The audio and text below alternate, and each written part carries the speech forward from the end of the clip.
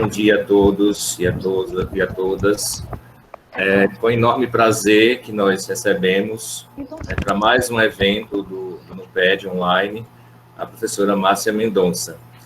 Eu vou fazer uma breve apresentação, do NUPED e, em seguida, passarei a palavra para a professora Morgana, que fará a apresentação da professora Márcia Mendonça. Bem, o NUPED é o Núcleo de Pesquisa em Discurso e Ensino, criado no ano de 2015, tem aproximadamente 6 anos, na antiga unidade acadêmica de Garanhuns, Universidade Federal Rural de Pernambuco, hoje, Universidade Federal do Agreste de Pernambuco, após o processo de emancipação. O NUPED ele busca conciliar pesquisas em análise do discurso e suas diferentes vertentes, pesquisas da linguística aplicada e da didática das línguas. Atualmente, o grupo ele é composto por 7 pesquisadores de 3 universidades aqui do estado de Pernambuco, a UFAP, a UFRPE e a UFPE. Além dos nossos alunos de graduação, de pós-graduação, do Prof. Letras, e também professores da educação básica. Os participantes, os professores participantes do grupo do NUPED são a professora Ângela Lima, que é a líder do grupo, e a professora Morgana Soares, também líder, vice-líder do grupo, a professora Juliene Barros, todas da UFAP, a professora Noádia Iris, da UFRPE, o professor Clécio Bunzen, da UFPE, eu, o professor Gustavo Lima, da UFAP, e a professora Leila Brito, recém-nomeada para o concurso da UFAP, em breve irá assumir também o cargo na instituição. Então, além de eventos como este, o NUPED investe em reuniões periódicas de estudo, e também desenvolvimento de ações de pesquisa e de extensão. Então, sem me alongar mais, em nome do NUPED, nós agradecemos a presença de todos. Espero que tenhamos uma final de manhã e um início de tarde bastante produtivo. E eu passo agora a palavra à minha colega, a professora Morgana, que fará a apresentação da nossa convidada hoje. Boa tarde a todos. Boa tarde aos participantes da palestra. Quase boa tarde, Bom dia misturado com boa tarde. Eu fiquei com a responsabilidade de apresentar a professora Márcia e eu queria começar, como disse o professor Gustavo na palestra da professora Cassandra, com o que não cabe no lápis. Então, eu quero começar apresentando a professora como uma das nossas inspirações, sem dúvida o NUPED. Todos os integrantes do NUPED têm grandes inspirações na senhora professora, como ex-querida professora. Então, todos nós passamos por sua formação, somos muito, muito gratos por isso. Temos certeza que você contribuiu muito com a nossa formação. Eu lembro que, assistindo a aula sua, eu pensava assim: se eu conseguisse metade da professora que Márcia um dia eu já estou feliz. Então, e imagino que essa era a sensação de vários contemporâneos meus. O NUPED, nós estamos juntos e temos uma relação muito forte, muito antiga desde aquele momento. Então, é um prazer muito grande recebê-la aqui. Queríamos há muito tempo trazê-la, não trouxemos antes por questões burocráticas, institucionais, financeiras, que os eventos online permitem, Então, eu queria começar dizendo isso, quanto da honra que nós temos em recebê-la, do quanto nós estamos felizes em estar com você aqui nesse momento. E agora, eu vou para a apresentação acadêmica, o resumo do lápis. Integra o programa de pós-graduação em Linguística Aplicada da Unicamp, na linha de Linguagem e Educação Linguística, e é professora do curso de Licenciatura em Letras da Unicamp. Centra suas pesquisas em ensino de língua materna, com interesse em práticas de letramento e dos novos letramentos. Análise linguística, materiais didáticos, formação e trabalho docente, escrita em contexto de vestibular e organização curricular. Realiza assessorias a órgãos públicos e é autora de materiais para a EJA e para a educação no campo. Coordenou com Marcos Lopes e Ana Bentes o PIB de Letras Unicamp por 2 edições. E junto com Jaqueline Barbosa e Marcos Lopes, a residência pedagógica do curso de Letras de outubro de 2020 a janeiro de 2021. Então, fica visível no resumo do lápis da professora. Lidera o grupo de pesquisa Multiletramentos e Ensino de Língua Portuguesa e atualmente é coordenadora acadêmica do Conveste. Eu acho que ainda falta um pouquinho, peraí.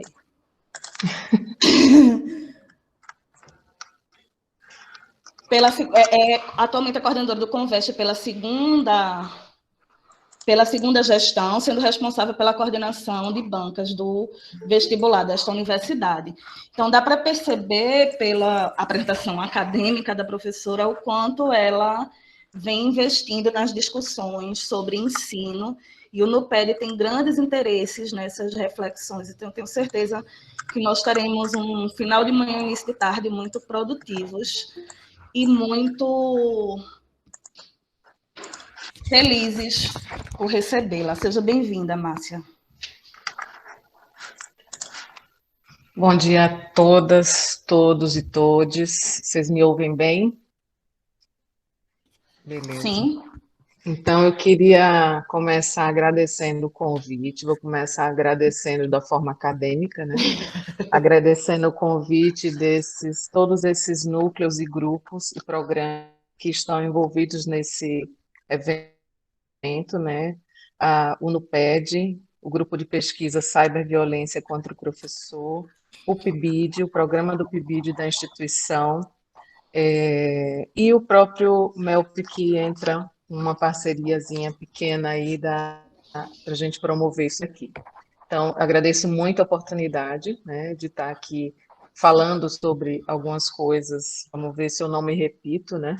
Mas eu acho que vou me repetir, mas acho que sempre a discussão anima e traz perguntas que a gente não espera, né? Aliás, é por isso que a gente gosta de dar aula, né? Porque não tem roteiro que segure uma aula. E agora eu queria fazer um agradecimento não acadêmico também, né? Ou seja, aquelas coisas que não cabem no protocolo. Enfim, quando eu estou aqui olhando as pessoas que estão na tela, eu estava brincando antes de a gente abrir a gravação e a câmera, que é um túnel do tempo no melhor sentido, né? Estamos todos mais velhos, mas continuamos todos jovens, né? De entusiasmo, de gostar das coisas que a gente já gostava há muito tempo, essas coisas malucas que a gente continua gostando, que é linguagem, é ensinar, é texto. Não tem jeito, é uma paixão, ainda bem que não tem jeito, é uma paixão e a gente continua interessado por isso. Então é um grande prazer, realmente faz tempo, né, Morgan, que a gente está para estar aqui. Então agora agora chegou, e para mim é um prazer. Então vamos começar a nossa apresentação, tá? Eu vou exibir um PowerPoint para vocês. Só um minutinho. Vocês conseguem ver em tela inteira? Chegou aí? Sim. Ok. Pronto, então o nosso título é Reflexão sobre a Linguagem e Contribuições das Práticas de Análise Linguística. E nesse momento que a gente está vivendo, me parece que mais até do que em outros contextos e situações, pensar sobre a própria linguagem, né, e como ela constrói visões de mundo, perspectivas, né, argumentação, cria os tais objetos de discurso sobre os quais nós falamos, sobre os quais nós disputamos, narrativas, etc., me parece que isso se torna muito relevante, né, especialmente num país em que a educação escolar ainda é a forma privilegiada de acesso à ampliação de capacidades de leitura crítica, de acesso à ampliação de repertório cultural, linguístico, literário, né? Então, eu acho que o assunto, apesar de ser bastante conhecido, ele não está longe de ser esgotado, né? Então, a gente volta a ele nesse momento com muita certeza da sua relevância. Trago aqui a inspiração que nós usamos esse ano no evento do MELP sobre as frestas, né? Então, nós temos aí a noção do verbete de fresta, que nos diz que é uma abertura estreita no muro ou telhado para ventilação e iluminação, ou qualquer abertura estreita que permita a passagem de luz e ar, fenda, fisga, frincha. A gente está fazendo aqui um evento institucional, mas a gente sabe que as condições para a realização desse evento, e de qualquer evento institucional nas universidades públicas, elas não estão as mais favoráveis, seja porque as universidades têm sofrido uma série de ataques de grupos da sociedade que questionam o seu papel, mas não porque isso fosse um problema, mas não no sentido de colocar a universidade no debate público, mas para destruir o seu patrimônio, né? Ou seja, o patrimônio de ação social que ela já desenvolve há muitas décadas, né? Então, a universidade pública, qualquer que seja ela no Brasil, é um bem, né, público que deveria ser, digamos, valorizado, né, e cuidado para que sua função social seja exercida da melhor forma possível cada vez mais. Então, é um pouco nessas frestas de um contexto de debate público muito acirrado e muitas vezes desleal em relação ao que faz a universidade, que a gente também está aqui. Então, se a gente só tem fresta, é por ela que a gente vai. Se a gente tiver um horizonte enorme na nossa frente, a gente também vai com mais força ainda. Trago aqui uma citação do Maurício Guinier. A linguagem é o arame farpado mais poderoso, para bloquear o acesso ao poder. Ao mesmo tempo em que a linguagem também ela permite a aproximação das pessoas, ela permite a gestos de solidariedade, a linguagem é performativa, né? Então a gente age pela linguagem, tanto para bloquear o acesso ao poder, ou deixar as coisas como estão em certos contextos sociais, como no nosso caso de um país desigual, né? E com muitos desafios ainda a serem vencidos, ou para superar esses desafios, ainda que nas tensões das interações sociais, o que é absolutamente natural. Pensando nisso também, trouxemos a inspiração de Paulo Freire com sua educação emancipatória, ou seja, uma educação que pensa os sujeitos cada vez mais donos da sua palavra, né, capazes de agência em relação à linguagem. E trazemos também a concepção de linguagem de Bakhtin como ação interlocutiva fundada no dialogismo, né? Então, a linguagem como uma ação cultural que se volta para o outro e é sempre realizada com o outro, né? Nesse sentido, como é que a gente pode pensar a educação escolar institucionalizada? Porque a gente não está falando aqui, não vamos falar, de cursos de formação que são livres, né, mas do que se faz dentro da escola. E aí a gente pode se perguntar se a gente tem frestas, arames farpados, horizontes. Alguns porquês para estarmos aqui falando sobre linguagem. Eu trago aqui 3 imagens que eu selecionei que me parecem muito significativas no contexto atual. Esta, a luta continua até o último índio. Esta, somos todos Guarani Kaiowá, demarcação já a terra sagrada. E esta, nós somos o povo Guarani.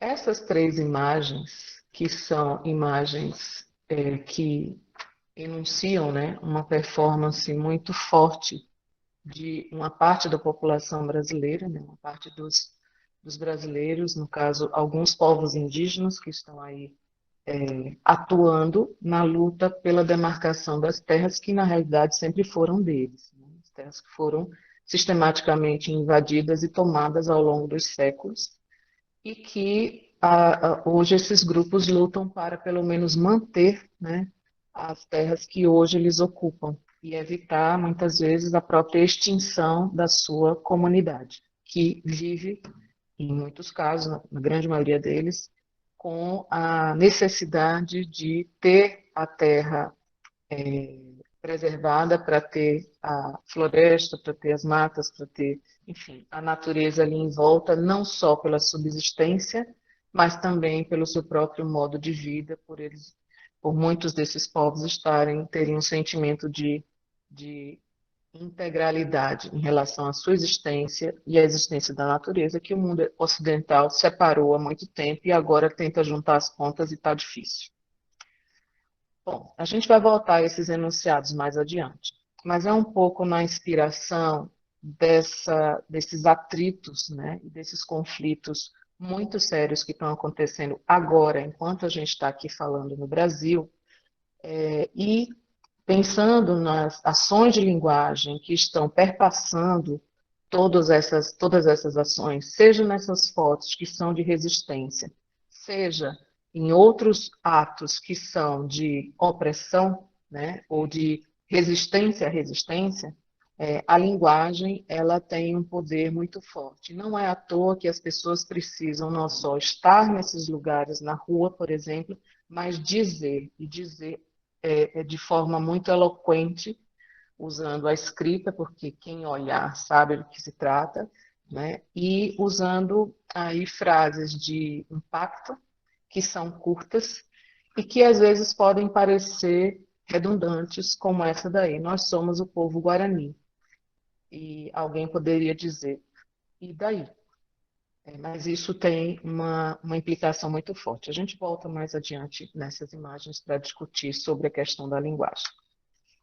E a gente está vivendo alguns paradigmas em discussão atualmente. A gente precisa pensar em ensino ou em aprendizagens, né? A gente tem um combo aí, ensino-aprendizagem, mas o ensino ainda na frente, né, das aprendizagens. A gente vai pensar em língua ou linguagens, a gente vai pensar em saber sobre a língua, saber a língua para alguma coisa, ou saber com as pessoas sobre a língua para fazer alguma coisa. Nesse sentido, as questões, as interfaces entre língua, poder e exclusão, elas se tornam muito evidentes, né? Então, desde a noção de preconceito linguístico, divulgada por Marcos Banho desde 1999, a noção de racismo linguístico, que tem sido recentemente construída, né, elaborada pelo Gabriel Nascimento, a noção de letramentos de resistência, um conceito desenvolvido pela pesquisadora Ana Lúcia Silva Souza, né, desde 2012, né? Então, nós temos aí já um conjunto de estudos dentro da área da linguística aplicada, né, e da linguística também, que tentam dar algum tipo de resposta ou promover algum tipo de reflexão sobre essas interfaces. E aí eu tomo um conceito que eu acho que ainda merece que a gente se debruce mais sobre ele, né, para torná-lo cada vez mais robusto, a noção de educação linguística, e não a noção de ensino de língua portuguesa.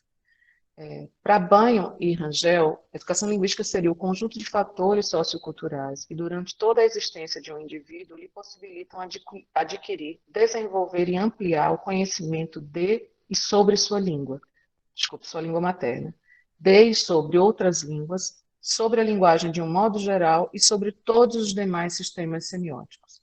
Então, a noção de educação linguística, ela ultrapassa, ela não nasce necessariamente na escola, mas ela também perpassa a escola e ela ultrapassa os muros dela.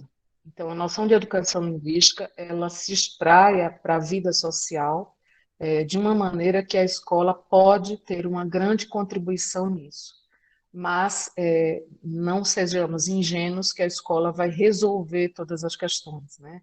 Ela pode ser um potente catalisador de discussões que promovam a construção de saberes importantes para uma educação linguística cada vez mais abrangente, inclusiva, democrática, que abrigue o debate, né? E que não queira o não debate, como a gente sabe que muita gente no Brasil não gosta do debate, né?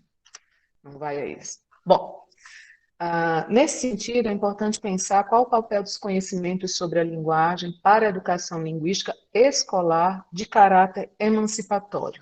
Eu peço desculpas aí pela separação de sílabas, mas o meu PowerPoint desconfigurou, e aí, agora, quando eu fui abrir, paciência, agora vai ficar. Mas eu até sei separar sílabas.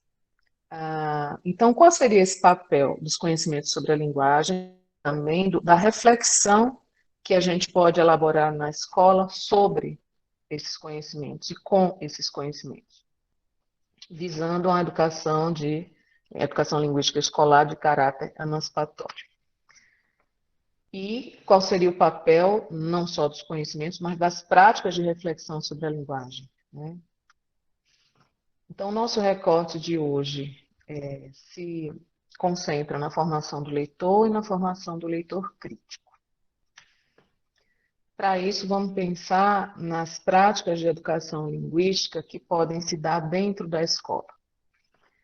Aqui eu trago um conceito de análise linguística que eu desenvolvi em 2006, né? Estou mexendo com ele um pouco, né? Que fala que a análise linguística é parte das práticas de letramento escolar, consistindo numa reflexão explícita e sistemática sobre a constituição e o funcionamento da linguagem nas dimensões sistêmica ou gramatical, textual, discursiva e também normativa, com o objetivo de contribuir para o desenvolvimento de habilidades de leitura, escuta, de produção de textos orais escritos e de análise e sistematização dos fenômenos linguísticos. A definição é comprida e a tarefa é tão complexa quanto a extensão, né? Em relação à noção de práticas de análise linguística, que eu considero que é o termo mais adequado, né? Porque, na realidade, se a gente for pensar direito, o importante é que a gente promova atividades e construa práticas de análise linguística. A análise linguística ela não está dada.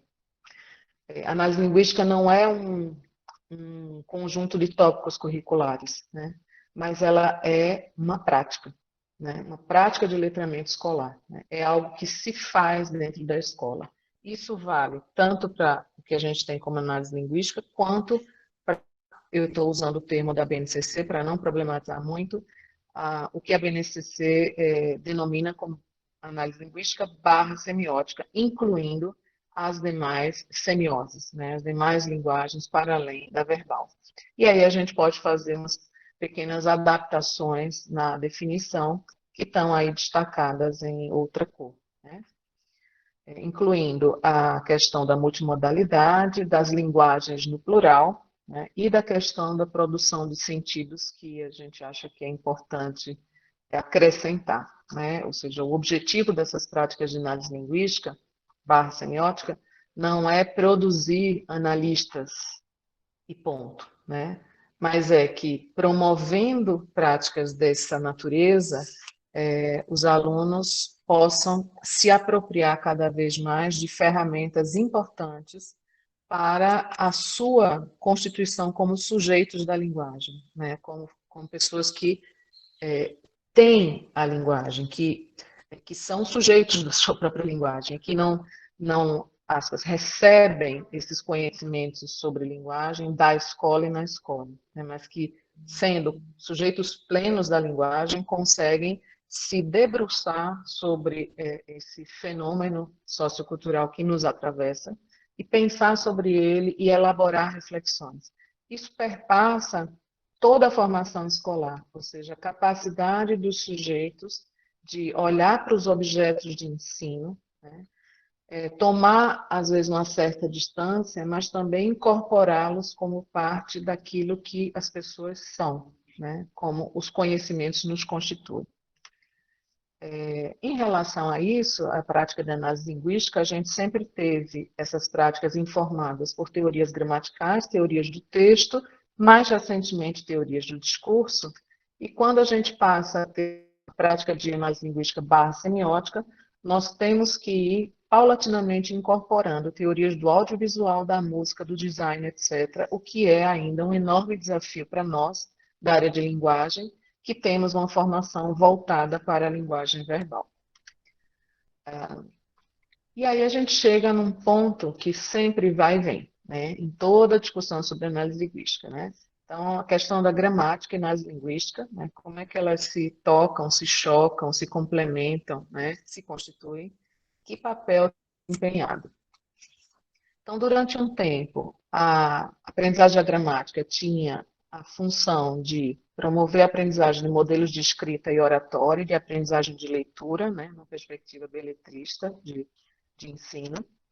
E tinha também, ao longo do tempo, passou a ter também ampliação, a função, né, de ampliar as habilidades de leitura e de escrita como uma ferramenta instrumental. Então, você aprendia gramática para saber ler e escrever melhor. O que tem um pressuposto de base aí que é legítimo, ou seja, você está ensinando para que o sujeito aprenda coisas muito importantes, como ser um melhor leitor e escrever melhor os textos.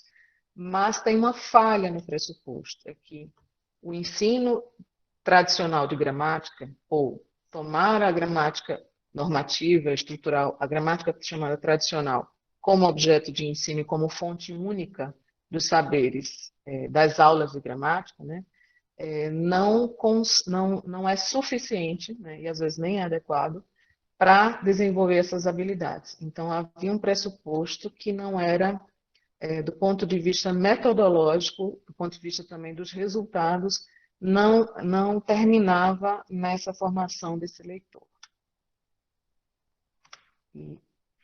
Bom, e aí chega a tempos mais contemporâneos em que a gente imagina que seja importante contribuir para a formação do leitor crítico, fazendo, né, o uso dessas práticas de análise linguística. Mas o que será essa tal dessa formação do leitor crítico? Que é quase um chavão, né? A gente tem que ter uma formação crítica, os alunos têm que ser críticos, né? E o que será isso, né? Do ponto de vista da linguagem, daquilo que nos é mais concreto, daquilo que a gente mais lida todos os dias na sala de aula, né?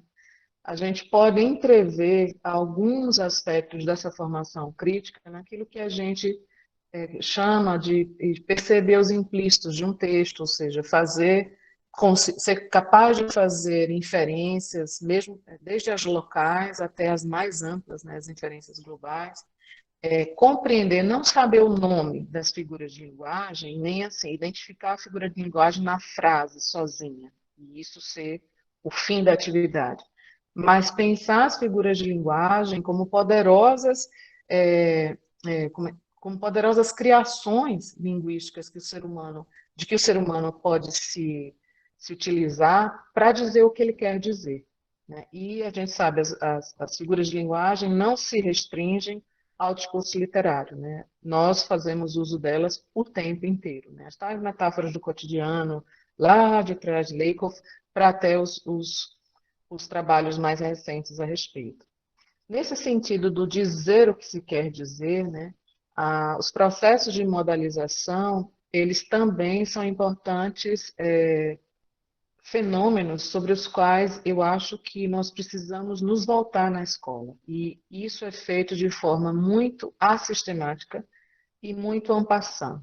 Ou seja, perceber como os enunciadores eles se manifestam em relação ao que eles pensam sobre o que estão dizendo, ao que eles pensam sobre o que o texto está dizendo, né? Ou seja, a posição, né? A manifestação dessa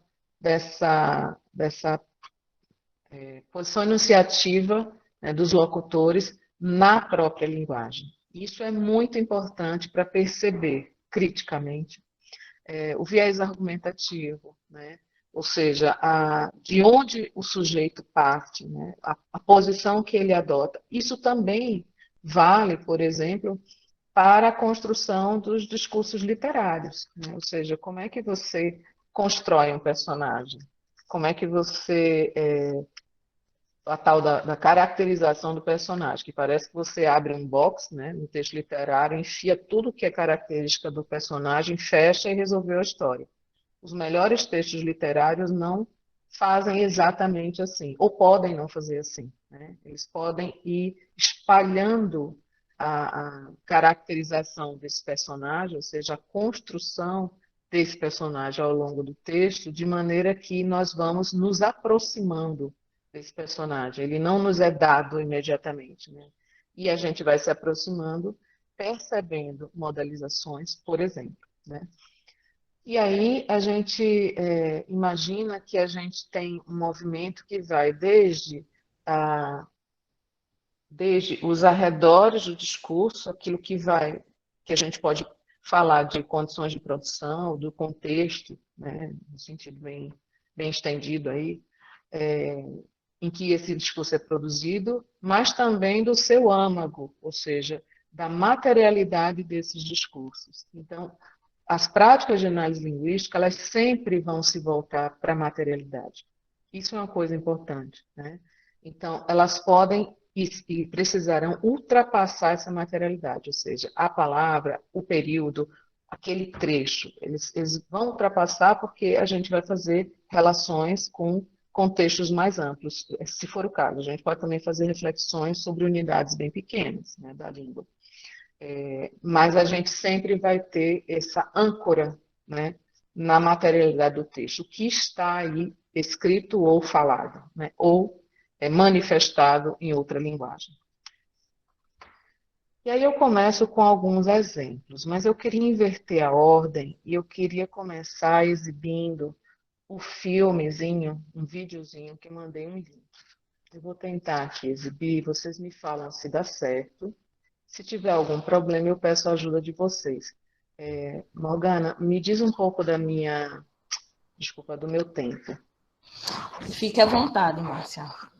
Fique Então a totalmente gente à vai vontade. hoje até 3 da tarde, bora. Fique à vontade, vá. Estamos em média de 30 minutos já, mas fique à vontade. O tempo é seu. Quanto Tá bom. você quiser usar. Eu vou tentar aqui, tá? Vocês me falam se vocês vão Certo. escutar a locução, tá? Certo. Então esse é um vídeo de uma campanha de propaganda, não comercial, né? Propaganda, com o tema Menos Preconceito, Mais Índio, realizado pelo Instituto Socioambiental, né? Conhecido como ISA. Então, eu vou reproduzir aqui o comecinho, você só me diz se está ok. Está bem baixo, Márcia. Eu acho que se aumentar um pouquinho.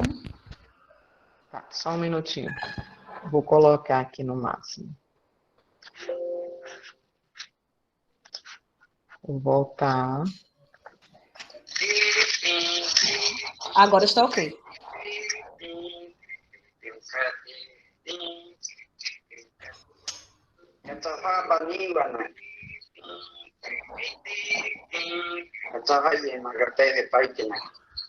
Amazônia, Wani Kawama não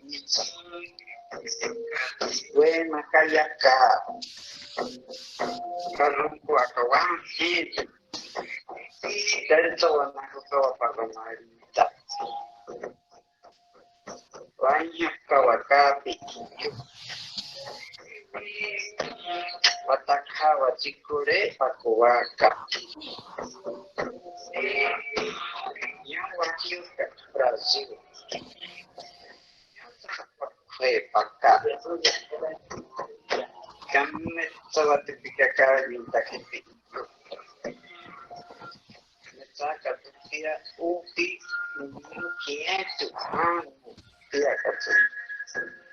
Então, passa pode que não cai, fica daqui, fica. E a outra é uma marca que é o marca uma o ali cacan.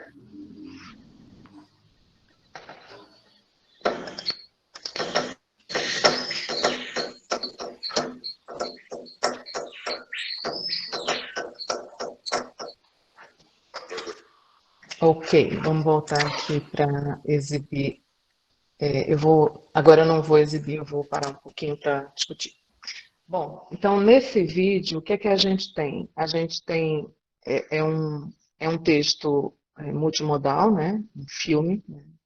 de propaganda, e a gente não pode, não é possível analisar primeiro ou segundo o texto verbal e depois a imagem, juntar depois os dois numa conta de 1+1, né? A gente sabe que 1+1 nos textos multimodais é sempre mais que 2, né? Mais que 3, desculpa, a conta deu errado. Mais que 3. É como já diria o... Não é o Di, nem é Jenks. Vai chegar. Calma lá. Daqui a pouco chega. Quando ele vai falar exatamente dos letramentos metamediáticos, né? E vai, se alguém quiser dar um Google aí, letramentos metamediáticos, não tem 2 textos com esse título, vai chegar o nome da pessoa. Então, ele vai exatamente discutir o fato de que nos textos multimodais, a gente não deveria fazer essa análise somatória, né? Primeiro, ou a análise verbal e o não verbal e juntar, porque na realidade o discurso é um só, né? É um só, é o filme inteiro. Tanto que a gente tem o quê? A gente tem uma trilha, uma sonoplastia, uma trilha sonora, tem uma cantiga sendo entoada ao fundo da locução, né? Isso não é à toa. Nós temos um locutor escolhido. Foi uma decisão fazer o filme em uma língua indígena, no caso são os Baniwa, né, que falam em Baniwa, e o povo, as pessoas, né, que estão no filme, elas são Baniwa, né? E aí, tudo isso, nada disso é à toa, nada disso é acessório, aquelas maluquices que tem em classificação de termo, né? Termo acessório, termo integrante e tal. Nos discursos não existe nada acessório. Pode ter acessório do ponto de vista sintático, mas não discursivo. Então, a gente tem aí um conjunto de decisões, né, com o intuito de produzir sentidos. E nós, assistindo esse vídeo, fazemos um percurso de produção de sentidos que talvez seja muito distinto de um Baniwa assistindo, tem que perguntar para eles como seria, de um outro indígena assistindo, de um indígena citadino, de alguém que não tem muita aproximação com o conhecimento sobre esses povos, né? Por exemplo, algumas pessoas podem dizer assim, mas eles nem são índios, né? Nem são indígenas, porque estão com o computador, aí tudo usando roupa, palhaçada, né? Com celular, jogar futebol ainda quer dizer que é índio. Então, o mote da propaganda é exatamente esse conjunto de visões estereotipadas. E a hashtag, ela informa, né, e ela ancora o discurso produzido. Menos preconceito, mais índio. Então, é preciso ainda, veja, é tão óbvio, mas é preciso dizer, e precisa dizer, às vezes, mostrando, não é desenhando, é filmando, né? Então, a figura de linguagem que a gente tem aí, a gente tem um discurso irônico, né? Até, não sei se sarcástico, quando assim sacode na nossa cara de, talvez, não sei aqui, se tem alguém que se identifique como indígena, né? Eu não sou, não me identifico como, então, assim, dos não índios ou dos, aspas, chamados brancos e tal, essa denominação complexa que tem aí, né, do que é branco e tal, mas dos não índios, joga um pouco na nossa cara o quanto a gente ainda precisa avançar, né, de conhecimentos básicos sobre uma população que está aqui antes de todo mundo há séculos e que continua vivendo e não só sendo afetados pelas transformações culturais, tecnológicas, sociais, etc., mas também produzindo transformações, né? A gente às vezes esquece que então agora os índios já usam celular, então a tecnologia afetou. Mas a população indígena também afeta as relações sociais, né? A elaboração dos discursos, por exemplo, a gente começar a prestar mais atenção nisso que está lá nas faixas, a terra é sagrada. O que isso significa? Né? Você diz assim, mas sagrada, será que é sagrada? Né? A gente imaginando aqui, eu estou falando do ponto de vista de uma pessoa não indígena, que não tem essa relação, infelizmente, né? Sei lá, acho que talvez eu quisesse, mas eu não tenho, de que a terra é sagrada. Eu começo a perceber que deve ser, porque a gente está mal. A gente está muito mal no cuidado com a terra. E muitas populações indígenas ou originárias têm muito a nos ensinar. Está parecendo aula de ativismo ambiental, né, gente? Mas estou falando dos discursos que envolvem essa população e as causas pelas quais eles estão agora lutando, que são, tem um conjunto de ataques, né, judiciários, políticos, de aprovação de PLs muito perigosos para populações e de uma repressão policial violenta, né, contra as manifestações. Todos puderam talvez, acessar os registros fotográficos das manifestações em Brasília, que foram duramente reprimidas pela Polícia Militar, né? E aí houve feridos, bomba de gás lacrimogênio. Não sei se viram também, essa eu não trouxe para cá, pensei em trazer, que foi no dia seguinte as pessoas irem para a Polícia Militar, os manifestantes indígenas, e oferecerem flores, né? E era uma cena muito emblemática, porque não houve discurso, era somente se aproximar e oferecer flores. E você, com esse gesto simples, muito simples, a gente percebia que tinha ali não sei se é um constrangimento, mas havia uma mobilização aparente dos integrantes da Força Militar, né? Que também tem uma coisa aí de uma tensão fortíssima, porque eles também, como é que se diz, eles também seguem ordens, né? Enfim, embaixo da farda tem uma pessoa, tem um trabalhador que tem um emprego, né, que é ser policial militar, e tem um superior que diz, agora vocês vão lá com os escudos. Enfim, não é fácil, não é simples a questão. E aí eu queria voltar um pouquinho com vocês, eu vou voltar a apresentar, desculpa, vou voltar aqui a apresentar, e vou voltar a mostrar para a gente lá essas imagens. Só me digam se já está na tela inteira. Está sim, professora. Ok. Então, essas imagens aqui, digamos, colocadas, não em comparação, mas num conjunto de discursos que podem ser enunciados pelas populações indígenas, essa imagem, junto com essa imagem que mostra, né, esse discurso verbal e esse discurso não verbal, que está no corpo das pessoas, né, e está no corpo pelos adereços, pelas pinturas corporais, pela performance corporal aí na rua, né, carregando a faixa, mas não só a faixa, né, algumas lanças, instrumentos musicais, enfim, coisas que nós precisaríamos estudar melhor para poder ter mais propriedade para dizer, além dessa descrição mais superficial.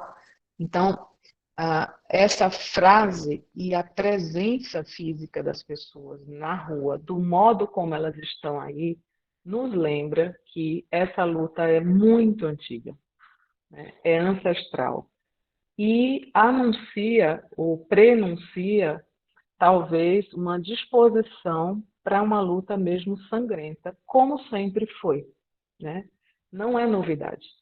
Conflito em terra indígena é velho, né? Sangue derramado também, é desde sempre.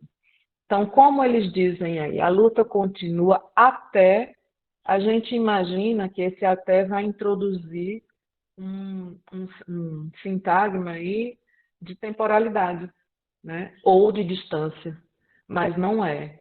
O que se introduz aí é um sintagma nominal, que tem como núcleo um substantivo, né? Lá o índio, que indica o tracinho aí mais humano.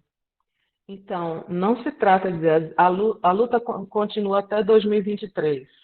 Não, não tem limite. É até estar vivo o último índio. E isso é digamos, não é uma hipérbole, mas assim, é uma figura, uma imagem.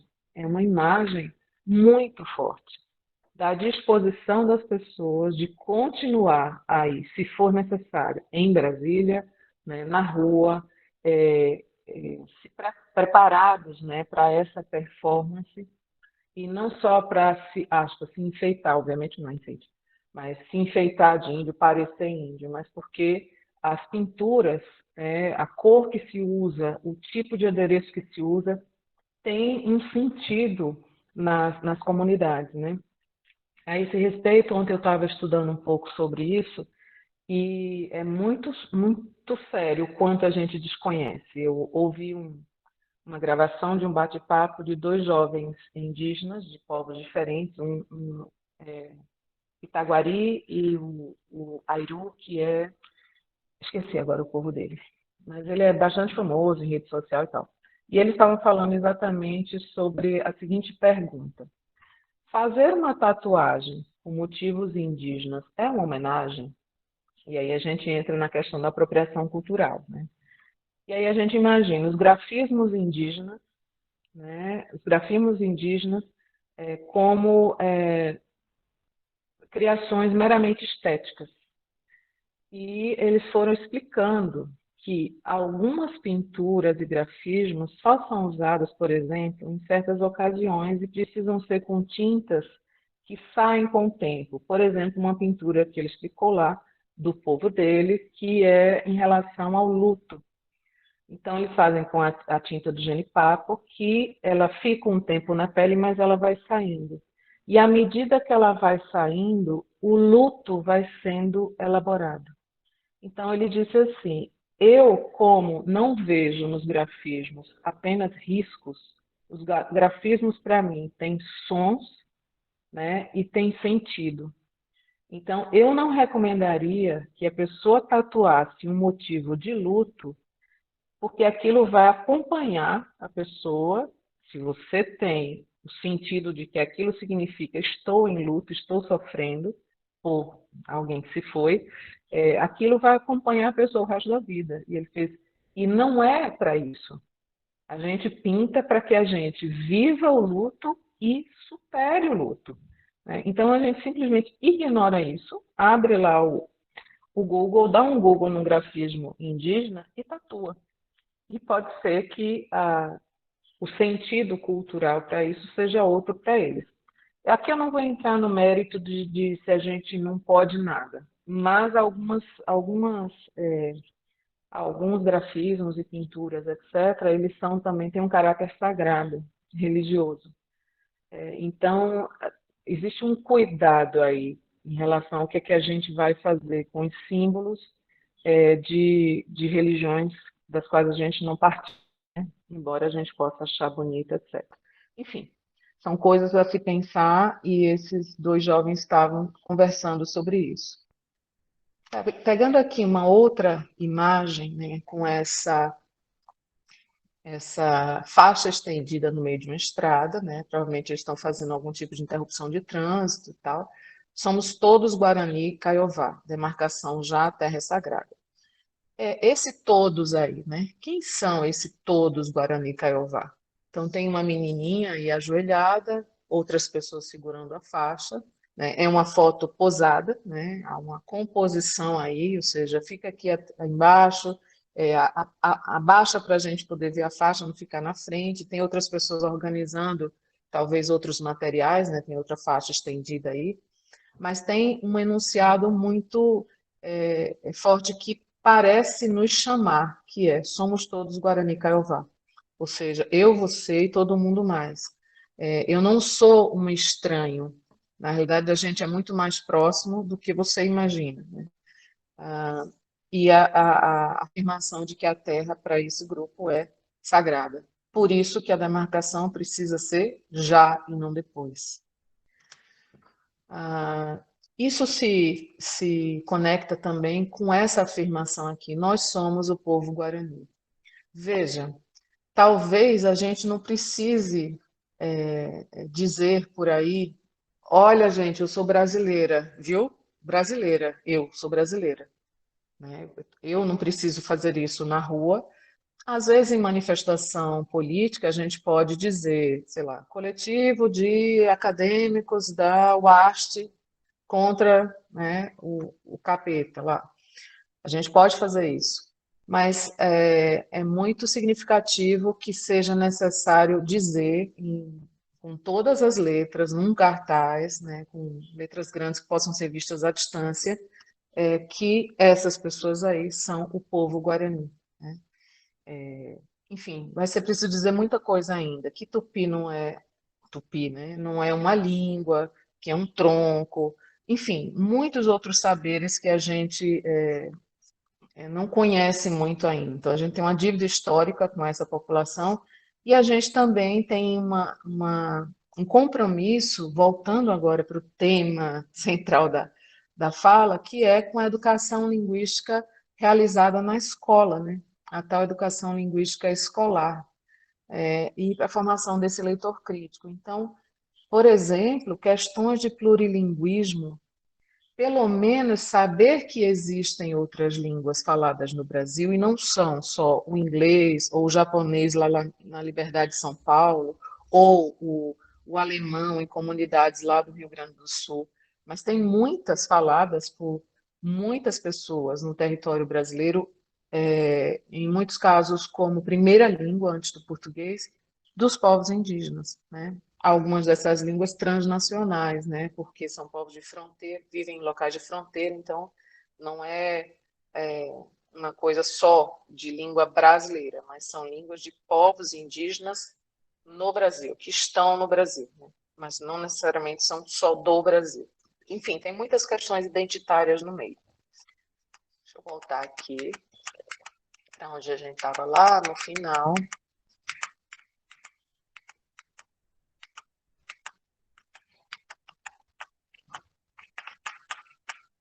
E vou passar a propaganda, hoje eu não vou trabalhar com esses exemplos, né?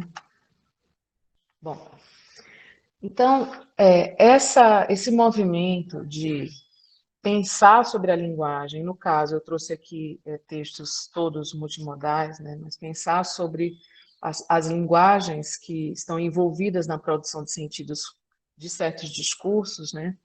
É pensar que os textos eles são construídos, mas eles podem ser desconstruídos e reconstruídos nesse processo de práticas de análise linguística, visando a educação emancipatória e a letramentos críticos, né? E aí a gente tem um desafio muito grande que é, talvez, dois polos que a escola deve atentar, que é permitir o acesso a formas dominantes de linguagem, né, ou seja, a tal da norma de prestígio, ou quem quiser chamar de norma padrão, norma culta, etc., qualquer outra terminologia, né, sem entrar nesse varejo de o que é melhor, mas como fazer isso e, ao mesmo tempo, promover e valorizar a diversidade de linguagens, né? Ou, por exemplo, de línguas mesmo, né? No caso das línguas indígenas. Não que a gente vá dar, na aula de língua portuguesa, a aula de outras línguas, a gente não tem formação para isso. Mas a escola talvez precisasse, né? Pensando aí também na Libras, na língua brasileira de sinais, precisasse sim ser uma escola muito mais plurilíngue e não monolíngue, como é a educação escolar até hoje, brasileira. E aí a gente traz um pouquinho da reflexão da Hilary Jenks sobre a questão do paradoxo do acesso, né? Então, ela traz 4 dimensões que precisam ser pensadas: a questão do domínio, a questão do acesso, da diversidade e do design. Então, ela vai dizendo, às vezes você tem acesso, mas esse acesso não acessa uma diversidade efetiva. Às vezes você tem consciência da diversidade, você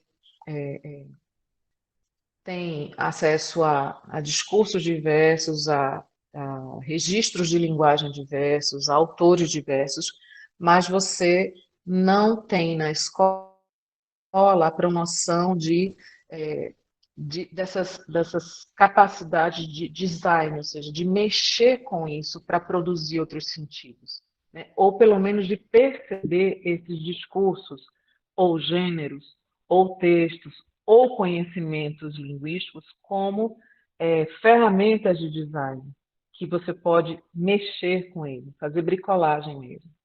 e assim sucessivamente, né? Às vezes você tem o domínio, né, mas não um domínio que se volte para a diversidade de discursos, linguagens, sujeitos, etc. Então, essas 4 dimensões, ela diz que precisam ser sempre pesadas e consideradas nessa questão dos letramentos críticos. Eu vou pular essa tabelinha. E aí, pensando, partindo dos objetos de ensino, começando a pensar em objetos apreendidos, algumas trilhas metodológicas, né? E aí é que eu acho que há algumas propostas relacionadas com as práticas de análise linguística, elas podem ser muito produtivas, ou seja, privilegiar uma metodologia indutiva que estimule a reflexão sobre fenômenos manifestados em textos de diversos gêneros. Isso envolve, por exemplo, mas não só, atividade de pesquisa com levantamento de dados, comparação, categorizações, processos de generalização, seja em relação a regras, a princípios, a regularidades, processos de sistematização. E aí, isso se conecta dentro do paradigma dos multiletramentos com alguns princípios da pedagogia dos multiletramentos, né? Quando a gente fala aí na metodologia indutiva, que estimula a reflexão sobre fenômenos manifestados em textos de diversos gêneros, a gente está mencionando os designs disponíveis, fenômenos linguísticos discursivos, os textos, né, os gêneros, os conhecimentos linguísticos, né? E aí, o segundo item da tríade, né, que é designing e redesigning, né, o designing, que é a atividade de mexer com isso, né? Então, isso pode estar presente nas atividades de pesquisa, né, que a gente já mencionou, mas nas próprias atividades de análise também. Ao fazer as análises, eu estou num processo de designing, ou seja, eu estou construindo para mim mesmo, para os próprios estudantes, um conjunto de conhecimentos que eu vou poder replicar em outros contextos. Ou seja, as análises, elas devem servir não só a resolver questões de um texto específico, mas a construir conhecimentos, saberes, conceitos, ferramentas que me permitam fazer isso em muitos outros contextos, textos e discursos. As atividades de generalização envolvem já um processo de redesigning, porque eu já pensei sobre os fenômenos, né? Eu já estabeleci algumas categorias, e aí eu posso chegar a certas conclusões, que sempre podem, em alguns casos devem ser provisórias, né? A gente precisa poder voltar às conclusões. Então, é incrível como, quer dizer, é lamentável como os cadernos dos nossos alunos nunca são um diário de campo sobre aprendizagem em relação às linguagens, né? Nunca são. Eles são muitas anotações de resultados a que outras pessoas já chegaram. Aquela história do Geraldi, né? Eles têm acesso a respostas para perguntas que eles não formularam e que foram produzidas por pessoas que não estavam ali com eles, né? Em outras situações. Em relação à sistematização, a gente pode chegar ao processo de redesign, ou seja, eu parto de algo que eu não conhecia, eu mexo, eu manipulo esses discursos, esses textos, né? Nesse processo de design, eu posso chegar a algumas conclusões. Isso não é uma regra, tá, gente? Não é preciso ter sempre isso.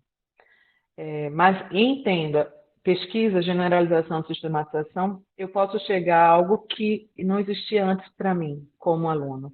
Eu posso chegar não só a algumas generalizações, mas a fazer isso de uma maneira sistemática, organizada, que se sustente para uma replicação. E quando eu faço isso, essa sistematização passa a ser um conhecimento, né, que eu não tinha, que passo a ter, e, portanto, um novo design disponível sobre o qual eu posso novamente manipular, né, e continuar aprendendo.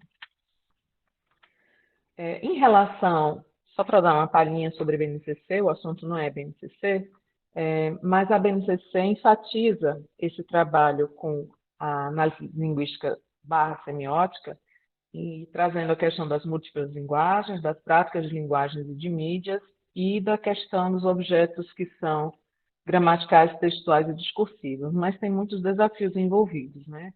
A formação do professor, a gente já mencionou que na nossa formação não envolve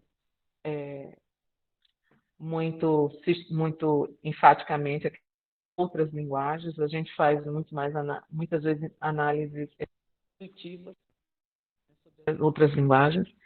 A questão da organização do tempo, da elaboração do material didático e é quase um paradoxo dentro da BNCC, que é pensar que a BNCC precisa promover a diversidade, mas ela precisa voltar para a unidade, porque ela é um documento curricular de caráter obrigatório para o Brasil inteiro.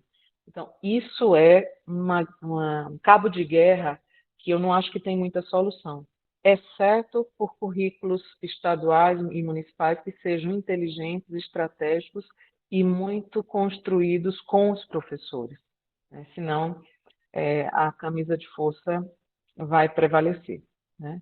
E agora, me encaminhando para os finalmente, né? Volto para a questão das frestas e acredito que a educação linguística e as práticas de análise linguística, né, barra semiótica, elas se dão nas frestas, mas também para além delas. Eu acho que era isso. E eu agradeço a vocês. Paro agora de exibir, não sei quanto tempo eu fiquei, mas chegando aqui ao fim.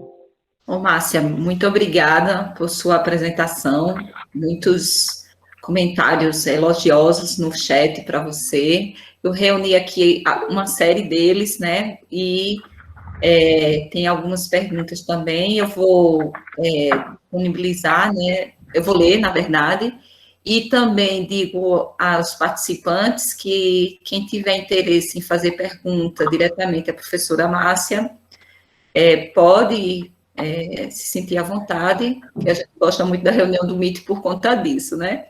E tem essa oportunidade de interagir com o nosso convidado diretamente. Bom, eu vou dizer, Márcia, sua fala foi emocionante, viu? Estávamos todos aqui tocados pela sua apresentação. Você tinha dito, eu vou falar de coisas que já falei antes, ela sempre inova, né? Nunca é a mesma coisa. Então, eu vou começar aqui, tem alguns comentários, né? A Alana Bezerra destacou a relevância do vídeo que você passou, né, sobre a tribo indígena, e ela diz que remete, um dos materiais, né, que você mostrou, remete à fala do ex-ministro Lixo Ricardo Salles sobre a tribo do iPhone. A Raveli Meia falou que entende o oferecimento de flores como um discurso. Não sei se você quer comentar isso, Márcia, porque eu acho essa questão bem interessante, né? O que é discurso, afinal, né? Ela falou sobre isso. Eu acho que se a gente pensar a produção de discursos como performance, né, porque a gente geralmente pensa assim na performance linguística, né, assim, que aí está no texto, seja oral, seja escrito e tal. Mas, claro que é um discurso, sim, né, pode não ter uma palavra ali, mas claro que é um discurso e muito forte, né, forte inclusive porque existe ali uma antítese visual, que é a flor e a arma, né? E pessoas que estão supostamente em campos opostos. Isso aqui é uma análise superficial, enfim, um semioticista, uma pessoa, né, poderia fazer uma análise mais digamos, alentada disso, mas assim, olhando basicamente, se alguém conseguir a imagem, bota o link aqui que a gente exibe, porque eu não quero ficar procurando, senão vou me distrair aqui da câmera. mas você tem ali uma imagem, uma foto, né, com uma antítese muito forte, muito potente, né, que é da flor e da arma e dos indígenas e das forças de repressão policial, porque não são só, não, ali eles não estavam atuando necessariamente como forças de segurança, né, porque eu não vou dizer que, então você é contra a polícia militar e tal, às vezes a pessoa, mas eles estavam atuando como forças do Estado, servindo não à proteção dos manifestantes, mas à opressão desses manifestantes, o que é muito terrível, porque a manifestação era pacífica e estava pacífica, né? Não, aquela coisa aos vândalos, não sei o quê, aquela velha história. Se quebrar uma vidraça, o mundo se acaba, mas se todo mundo estiver passando fome, está tudo bem, não tem problema, né? E a gente brinca um pouco, se a gente fosse um pouquinho francês aqui, porque já virava uns 30 carros na avenida principal, tocava fogo em tudo, na primeira bobagem, mas assim, não tem muita conversa. Enfim, eu não deveria estar falando isso, mas enfim, às vezes dá vontade de dizer assim, gente, embora, porque, né, a gente é muito historicamente compassivo, sei lá, talvez a classe média, né, e muitas pessoas também das classes mais populares estão muito mais envolvidas em garantir sua sobrevivência, né? Precisam estar trabalhando, enfim. Não tem dinheiro para gastar R$ 10 para ir na Paulista. Sair lá da Zona Leste, estou falando da Paulista aqui, porque eu moro aqui em São Paulo. Né? Sair da Zona Leste para ir e voltar, e como é que faz? Tem que levar comida, e o que é que faz? Enfim, simples. Tanto que na última manifestação que eu fui agora, na última, eu tinha ido há muito tempo. Eu botei minha PFF2 e minha indignação e foi muito bom eu ter ido, né? Com os cuidados necessários, apesar do evidente algum risco se tem, mas eu já estou com as 2 doses, então eu fui. Enfim, você tinha o quê? Jovens e classe média, basicamente. A gente não consegue ainda mobilizar grandes parcelas da população mais atingida. E dá para entender, né? Aqui não vou fazer o discurso da privilegiada que vai de carro, né? Moro perto. Também, se não tivesse carro, eu pegava um Uber e pagava, na boa. E também eu vou ter esse tempo da vida, porque eu vou ter um tempo do final de semana que eu posso fazer isso. Outras pessoas estão cuidando de tudo que tem que cuidar antes de pegar as 10, 12 horas de dedicação ao trabalho. Enfim, mas a gente tem uma questão que é maior do que isso. Mas eu falei tanto que, né, não tem nada a ver. Mas para falar daquela imagem, enfim, ela é muito emblemática. E sim, ela é um discurso. Parei. Minha gente, me desculpe aqui, meus filhos estão aos berros ali. Da Josimeire Caetano, que ela diz, muito triste a falta de respeito a todos os povos indígenas. A Rosimeire, ela fez também um comentário, ela fez diversos comentários, eu vou juntar aqui os comentários dela porque eu acho bem relevante. Ela diz, inclusive, a forma como os pigmentos são produzidos, não se pode pintar o corpo de qualquer forma, né? Há uma maneira específica para a pintura. Tudo tem significado e é específico para a comunidade indígena. Ela diz que é Funiô e a aldeia dela fica em Águas Belas, aqui perto de Garanhuns, né? Há muitos segredos nas comunidades. Agradeço à professora Márcia pela excelente explanação e pelo respeito aos povos indígenas. Acho que é mais uma que ficou emocionada com a sua apresentação, né? Diversas pessoas se emocionaram com a sua discussão e articulação com a questão indígena, né? O Douglas diz, eu moro na Amazônia e sei muito bem como se dá o genocídio aos povos tradicionais, a imposição do ferro, agro e pecuária sobre esses povos. Ele diz ainda, temos a Vale, que não vale nada, invadindo as áreas dos povos indígenas, os latifúndios, o dendê, a soja e o gado, tomando conta das áreas dos povos tradicionais. Um total genocídio cultural e dos povos.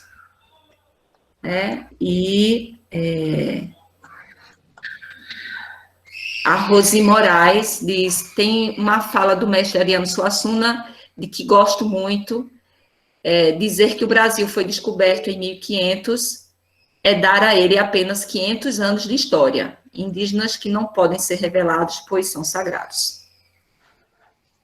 Você quer fazer algum comentário, Márcia? Eu tenho ainda outros.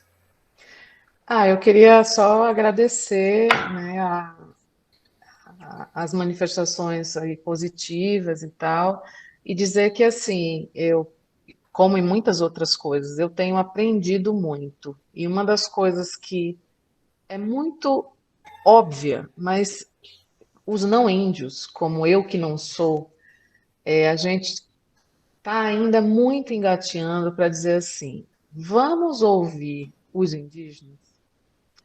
Então, assim, tinha essa, eu procurando, porque eu estou fazendo uma outra coisa que envolve a questão indígena, o material e tal. Então, eu estava estudando um bocado sobre isso e eu estou bem tomada por essa história. E aí eu queria entender um pouco mais sobre essa questão das pinturas, né? E tinha textos assim, gerais e tal. Eu disse, não, mas eu quero uma pessoa, eu quero um indígena falando disso, de alguns. E aí eu encontrei esses jovens. E aí um deles é artista plástico. Eu botei até o link aqui para vocês conhecerem, que é um bate-papo muito descontraído, né, dos dois. E gosto muito também de ouvir os jovens indígenas, porque eu acho que eles têm eles têm tido um papel fundamental na divulgação de um conjunto de saberes sobre, porque tem uma interface forte com redes sociais, os que conseguem fazer bem o trabalho nas redes e tal. E aí eu fui ouvindo, né? Mas como é que eles veem isso? Né? E aí eles estavam dizendo, não, eu faço de outros povos, mas não é tudo que eu faço. Né? Eu faço com a autorização, né, assim, a anuência das pessoas do outro povo para fazer como um gesto, assim, mas não é tatuagem, é pintura corporal. Enfim, e aí eles foram falando das coisas. Uma das coisas que eu achei mais incríveis é quando ele disse assim, a pintura corporal tem som. Eu não estou conseguindo entender até agora, eu não consigo entender. Mas eu imagino que seja algo muito especial olhar para uma pintura corporal e ouvir uma coisa que eu não posso ouvir porque eu não sei, eu não vivi, né? Então, assim, elas têm som e elas têm sentido. O sentido, a gente até se aproxima porque é visual. E aí tem uma outra entrevista. Edilson, Edilson Baniwa, que é um artista plástico conhecido, indígena e tal, quando ele vai dizer: eu tento representar visualmente aquilo que não é visual. Então, ele diz: quando eu faço essa obra de arte, eu estou tentando escrever para uma população que é visual, não índios da cidade, algo que não nasce visualmente. Eu ouço esse mito. Aí eu desenho uma cobra, um mito de uma cobra, esqueci o nome agora, de uma cobra que saiu do Rio de Janeiro, levou o pessoal para o Alto Rio Negro e tal.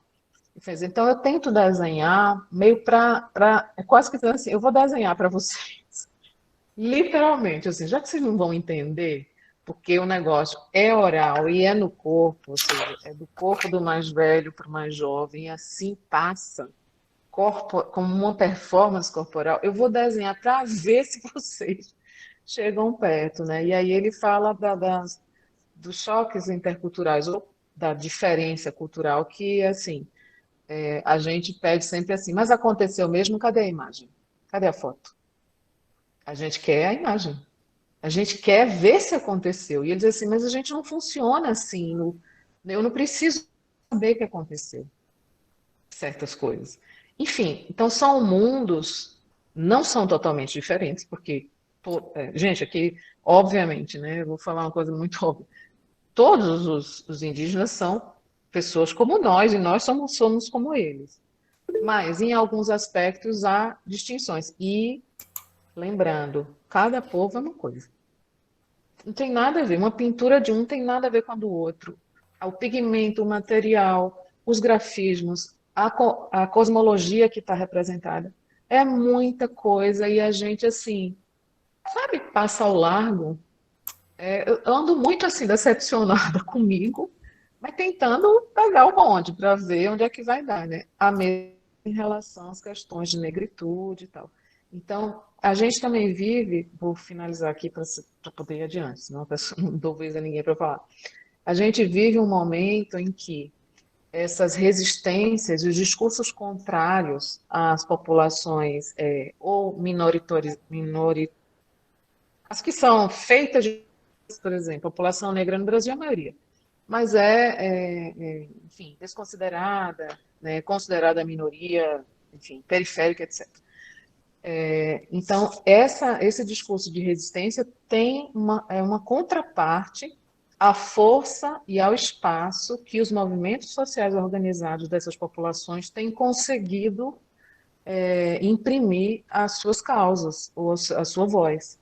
Então, a gente vive esse conjunto de ataques também porque nós avançamos. É paradoxal e é doído, mas é verdade, né? Então, do mesmo jeito que tem mais transfobia, é porque a população trans botou a cara no sol e disse: nós não vamos mais nos esconder.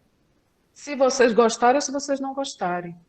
E aí, todas as causas dos direitos humanos, né? Que são da população LGBTQI+, e qualquer outra acréscimo que seja necessário fazer, né, da população indígena, da população negra, enfim, todas as causas que defendem o direito de pessoas diferentes existirem no mundo, né?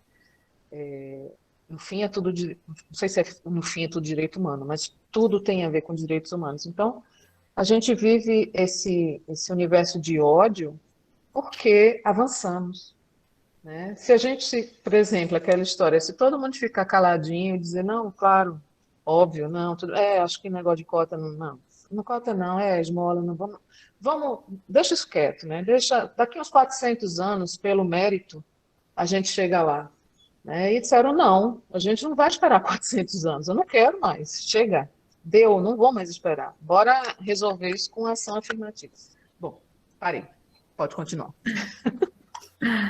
Ótimo, Márcia.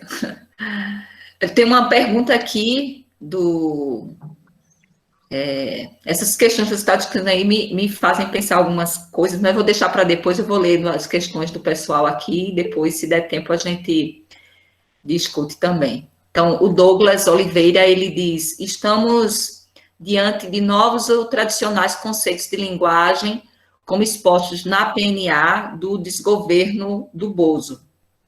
Como subverter a ordem que expõe o conceito de uma língua neutra e mecânica por meio do método fônico, como o governo atual pretende? Douglas? Vamos lá, Douglas, vou até respirar, né? Suspirar.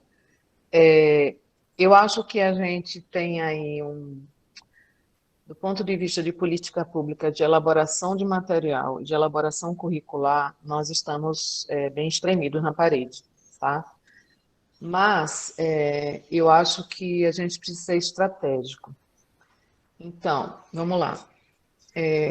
Se você tem um documento, isso é uma posição minha, tá, gente? Não é uma regra para ninguém, é algo que eu penso, né? Todo mundo aqui pode discordar, claro.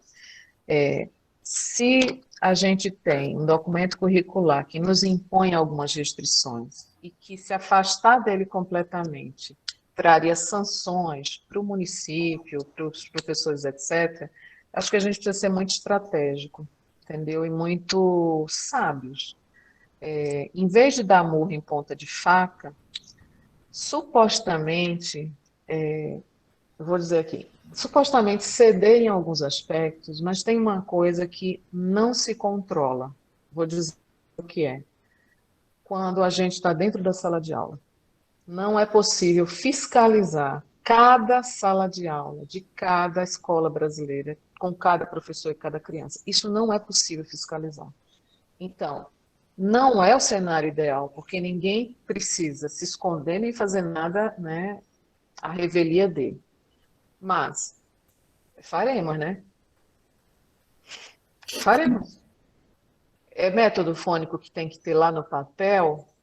E aí é muito importante a gente fazer também um debate, digamos, científico de qualidade em relação a isso. Tem artigos publicados, eu não sei se foi Thelma, Arthur, que tem a história assim, a questão dos métodos em relação à alfabetização. E há constatações que dizem assim, eu não sou especialista em alfabetização, tá? Então vou falar assim um pouco de orelhada em relação ao que colegas como eles estudam de fato. Qualquer método alfabetiza. Qualquer um. Todos. Se forem bem empregados. Eles podem não alfabetizar todas as crianças. Eles podem não alfabetizar no tempo. Eles podem não alfabetizar com os mesmos pressupostos de base e não têm os mesmos pressupostos. Pode ser uma alfabetização que desconsidere, por exemplo, que você, ao mesmo tempo, está inserindo e ampliando, melhor, a inserção desses alunos na cultura escrita, tal do letramento, né? Então, a escola está fazendo tudo ao mesmo tempo. As próprias práticas mais convencionais de alfabetização são práticas de letramento, né? Por isso que eu, particularmente, hoje não gosto muito da história do alfabetizar letrando, assim, mas eu entendo que é uma frase que congrega, entendeu? Que traz as pessoas para dentro da discussão, porque é sempre letramento. Isso. Exatamente. É esse mesmo, Noádia. Depois, se alguém conseguir achar, bota até o link aqui. Então, a gente, na realidade, tem um embate falsamente pedagógico. É pedagógico, tem a ver com metodologia, certo? Mas, na realidade, o embate é muito mais político, que o cerne é, vamos acabar com essa história, botar os meninos para ser leitor logo e ficar discutindo o texto e o mundo? Vamos botar eles sentados e fazendo exercício de família silábica e de repetição de fonema e de memorização, enfim, do que seja o método fônico, que eu nem conheço muito bem. Então, o embate é falsamente pedagógico e é nessa armadilha que a gente não pode cair, né? Então, por exemplo, se a gente... É que você não pode abrir esse espaço, porque aí os grupos que são de interesse econômico não tem nada a ver com pedagogia. Nada, entendam isso. Essa coisa do debate dos métodos, não, nesse contexto agora, não tem a ver com pedagogia. Em outros contextos podia ter. De concepções teóricas e metodológicas distintas e que é necessário. Debate é isso aí, gente. Então, algumas pessoas vão trabalhar com uma perspectiva de linguagem mais estrutural, outras vão trabalhar com a perspectiva de linguagem mais enunciativa. Mas vou dizer que não pode ter gente trabalhando com linguagem como estrutura? Pode. Né? A ciência se alimenta do dissenso. Enfim, o debate é muito mais político do que pedagógico, e a gente acho que tem que ser estratégico para não cair na armadilha política. Entendeu? De você ficar dando murro em ponta de faca, quando o que eles mais querem é que a gente dê murro em ponta de faca, porque a gente se desgasta, as pessoas não compreendem o meandro técnico, porque não é compreensível para todo mundo. Né? É a mesma coisa da história da vacina, tem eficácia ou não tem eficácia.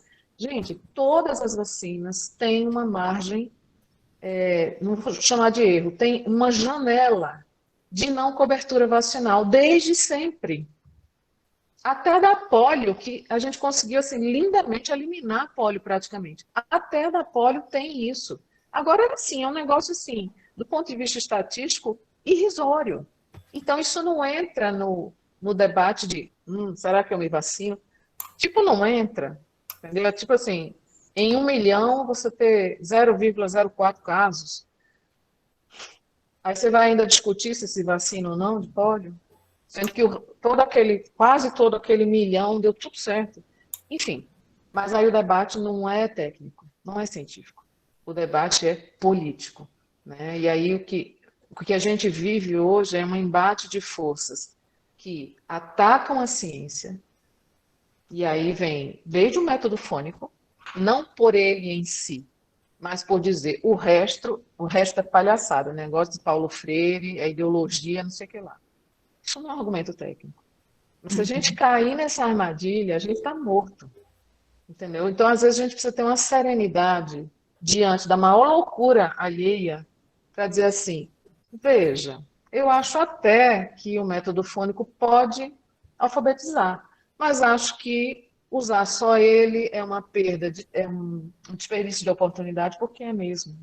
Assim, a ênfase só nele. Enfim, eu acho que aí é que entra o papel nosso, como estudiosos da linguagem, para a gente defender, não com o fígado, embora o fígado venha assim, o fel venha todo, mas com a cabeça e a tranquilidade, o sorriso no rosto de quem estudou e sabe do que está falando. Então, você quer debater pedagogicamente? Vamos, pedagogicamente. Né? Porque, assim, essa história da politização, porque politizam tudo. É exatamente o contrário. A politização vem de onde não era para ser. Né? A discussão, e eu não estou dizendo aqui que uma discussão acadêmica e sobre linguagem é a política. Não é isso que eu estou dizendo. Mas, assim, o debate ele é desleal, porque ele não coloca na mesa tudo. Entendeu? Ele não coloca o fato de que, se eu fizer pelo método fônico, o que é que eu vou ter? Porque isso está tudo atrelado com política de elaboração de material didático, certo? Você tem um mercado gigante, com o fato de os elaboradores de materiais poderem ser, tem uma coisa de legislação aí, umas frestas, né? Umas brechas na lei, de propósito, pessoas por notório saber, tem muita mutreta, gente. Entendeu? Então, é assim, entender a mutretagem para além do acadêmico, mas responder academicamente, para não se deixar levar por aquilo que eles querem. Eles querem pegar a gente assim, pela emoção. Dá muita raiva, mas tem que ter calma. Calma e consistência nessa hora para responder. Não sei se eu ajudei. Então, continuando aqui, Márcia, tem uma outra pergunta de Simone Carvalho, que ela diz: professora Márcia, na proposta do trabalho com as imagens e a prática de análise linguística na escola, como sistematizar as etapas linguística, epilinguística e metalinguística?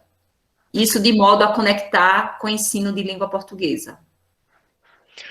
Olha, a tal das atividades epilinguísticas, elas estão distribuídas em tudo, né? Na leitura, na produção, né? O tempo inteiro. E isso é algo que a gente pode falar para os nossos alunos, que eles fazem conversando no recreio, né? Será que eu falo isso agora? Né? Acho que não. Esse tipo de conversa consigo mesmo sobre o que é que eu uso da linguagem, né? Então, as capacidades epilinguísticas são coisas que a gente deve estimular e estimular o tempo inteiro, na leitura do texto, na produção do texto, etc. Como é que se diz? Em relação às atividades metalinguísticas, né? Eu acho que aí precisa de um planejamento do professor para a gente escolher qual metalinguagem eu acho que é necessário introduzir, né? E eu reforço, metalinguagem ela é necessária, é parte dos conhecimentos da área. Agora, o que a gente não pode é dar uma intoxicação de metalinguagem, né? Por exemplo, eu acho que, não sei se nem no ensino médio a gente precisava ficar classificando orações subordinadas e coordenadas com todas aquelas minúcias. Não sei se a gente precisa disso, sabe? Mas, enfim. Então, acho que precisa um planejamento do professor para pensar de metalinguagem, nesse momento, o que é que eu vou trazer? Né? E aí, pensar isso ao longo da escolaridade. E as práticas de metalinguística, epilinguística e... Linguísticas. E linguísticas, né? E aí as práticas de análise linguística é que vão catalisar as reflexões necessárias, né? E aí você vai, eu não vou dizer assim, temperando com metalinguagem, porque parece que é aleatório, assim, hoje eu quero botar um negócio aqui, não vou falar isso. Mas é mesmo escolher o momento e a quantidade, e a profundidade. Né? Então, eu acho que a gente tem um ethos da área muito pesado nessa hora, que é assim, mas esse professor nem sabe, ó. Falou aqui de substantivo, falou só de simples e composto, não sabe o resto, não. Tá vendo que não sabe? Que tem concreto, abstrato, que não... E assim, ok que você pode saber, mas você quer tratar de tudo ao mesmo tempo? Isso, por exemplo, eu acho uma loucura. Vou dizer só uma coisa bem escolar, né? Pega o substantivo e faz toda a classificação dele tudo ao mesmo tempo. Para quê? Para quê? Porque substantivo simples e composto. Vamos pensar morfologicamente as palavras? Vamos. O que você pensa morfologicamente? Porque você tem até adjetivo composto, né? Não é só substantivo. Então, você vai mostrar. É formado de um, você consegue com um pedaço formar outros. É lindo isso, produtividade da linguagem. Prefixos, sufixos, infixos, etc. Mas, assim, precisa você fazer a aula de toda a metalinguagem, todas as categorizações de substantivos, para além daquelas que são altamente questionáveis, como as noções de concreto e abstrato. Não só elas, as noções mesmo, mas o modo como elas são tratadas na escola, né? Aquela história de que concreto vê e pega, algumas vezes, né? Que é uma coisa bem equivocada, mas abstrato não vê e não pega, aí você pega a beleza que você vê e é abstrato. Aí você pega o ar que você não vê e é concreto. Whatever. Então, só para fazer a brincadeira aqui. Mas eu acho que é essa de planejar, selecionar e ir distribuindo em doses que você considere adequadas. E assim, acho que ficar muito tranquilo, porque se a turma também vai, você pode aprofundar. Ok, né? É só você saber, eu acho que. E aí, eu sei que tem a pergunta por trás é assim, sim, mas é quanto? Qual é a dose? Me diga aí, eu vou até onde? Então, eu acho que a gente realmente não trouxe isso ainda para os professores. Isso é uma dívida dos pesquisadores da área, enfim, e dos professores, de certa forma, embora eles não tenham eles podem, mas eles não têm a prerrogativa de necessariamente fazer também pesquisa sistemática, como os pesquisadores fazem como parte do seu trabalho, né? Enfim, acho que a gente ainda deve isso aos professores, uma série de indicações. Geralmente a gente tem medo de indicar, porque tudo pode ser questionado. Enfim, eu faço umas indicações aí no último artigo que eu publiquei, mas aquela história, vamos lá, botar a cara no sol e esperar a pancada. Porque pode ser questionado. Não é perfeito aquilo ali, é uma proposta, tem que tentar. Então. Ô, Márcia, eu acho que uma dúvida também, não sei se a Simone, eu pensei, mas se a gente também vai sistematizar os conhecimentos a respeito das imagens, por exemplo, né? A questão, a gente sabe que existe já uma discussão sobre a gramática do visual, né? Se teríamos também que elaborar essa discussão, ou se o trabalho com a questão das imagens, por exemplo, ficaria apenas no nível da discussão dos sentidos, né, da construção dos sentidos, ou se a gente iria fazer uma sistematização metalinguística sobre, não é metalinguística, né, metasemiótica, né? Isso. Eu acho que é uma boa questão, Ângela, porque a gente tem uma coisa que, assim, a BNCC, ela traz já algumas coisas que aprofundam um pouco essa discussão, que não é só de generalidades gerais, do tipo de, que, como eu poderia dizer assim, lá no vídeo, se você olhar o contraste entre o que o texto verbal diz e o que a imagem mostra, produz um efeito irônico, que é andamos pelados, aí mostra o rapaz lá com a camisa do Barcelona, né? Então, ok, mas você vai dizer assim, mas aí como é que faz, né? Então, a gente tem, por exemplo, algumas coisas que eu acho que a gente já pode avançar, porque talvez elas sejam mais acessíveis aos professores, se a gente se debruçar, né, sobre isso, para estudar um pouco. Que é a questão, por exemplo, no audiovisual, dos cortes, dos planos, né? Plano de corpo inteiro, o que eles chamam plano americano, close, né? Vista de cima, né? De baixo para cima.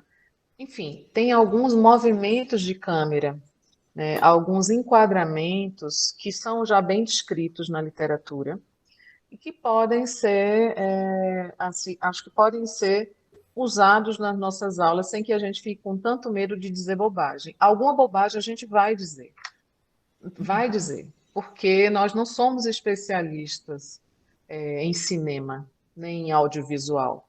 Então, a gente está num processo de ampliar as nossas referências teóricas para começar a dar conta de alguns fenômenos. Mas aí, assim, calma, sabe? Um pouco de calma, um pouco de bondade consigo mesmo, para você ir avançando paulatinamente. A gente não vai fazer uma revolução de paradigma de uma hora para outra. A gente não vai virar outra área de uma hora para outra, e nem é essa a proposta, né? Então, eu acho que a sistematização, eu acho que pode ser feita quando a gente não conseguir fazer com categorias muito já, digamos, estabelecidas, que a gente faça pequenas sistematizações a partir de aprendizagens que se dão a partir da intuição, né, ou dessa percepção de produção de sentido, né.